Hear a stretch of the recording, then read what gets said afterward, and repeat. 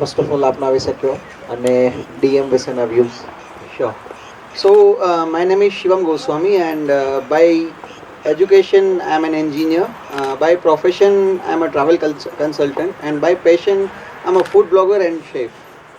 સો જ્યારે ફર્સ્ટ તમારો સપ્ટેમ્બરમાં આઈ થિંક ફર્સ્ટ મને તમારો ડીએમ આવ્યો હતો, તો ત્યારે I think it was missed by some chance. અને પછી જસ્ટ અમે જેમ દીપાંશીબેને વાત કરી કે મેસેજ અમારા બધા ગ્રુપમાં વાત થઈ કે બધાને ડીએમ આવેલો, તો પછી ગ્રુપમાં વાત થઈને મ્યુચ્યુઅલી ડિસાઇડ કરીને અમે બધા લોકોએ વિઝિટ કરી.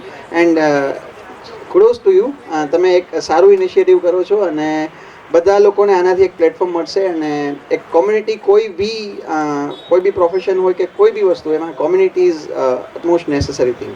So thank you very much for that thing. Community build થાય છે, નેટવર્કિંગ થાય છે, એવોર્ડ સેરેમની મળે છે. તમે જે વસ્તુ કરો છો એમાં ચેલેન્જીસ ક્યાં આવે છે અને તમારું શું નવું કરવાની ઈચ્છા છે? યસ.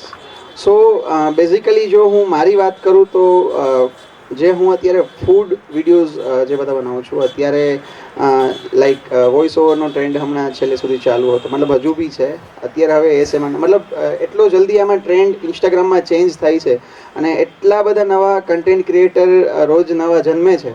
અને એની કારણે જે અત્યારે મારો ઓનેસ્ટ ઓપિનિયન જે છે ને, એ હું જો તમને શેર કરું તો હવે ટિકટોક કે જે મતલબ જે બી પ્લેટફોર્મ્સ છે બધા, તો ઇન્સ્ટાગ્રામ પણ એટલું હવે સેચ્યુરેટેડ થઈ ગયું છે કે within I think within 5 years Instagram will collapse.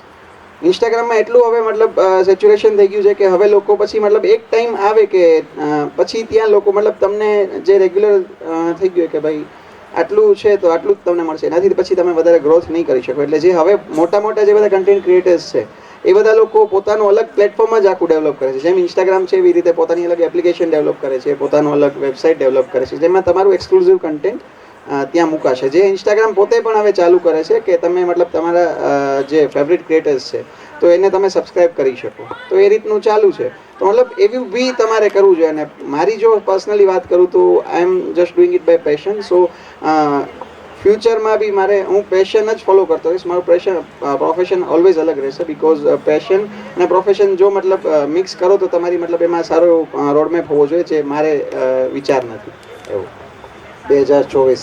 Yes, 2024ની જે મેં તમને વાત કરી કે મારે પેશન અને પ્રોફેશન બંને, I can make it profession, કારણ કે હું શેફ બી છું અને સારી સારી હોટલ્સ ને બધામાં કામ બી કરેલું છે. માસ્ટર શેફ ગુજરાત ઓડિશન્સમાં બી ટોપ 20માં હતો. તો મતલબ ઘણું બધું કરી શકાય, પણ જે મારું પ્રોફેશન છે it's giving me enough. So I am not looking forward to make it profession. Gujarati ટીવીથી શું આશા છે?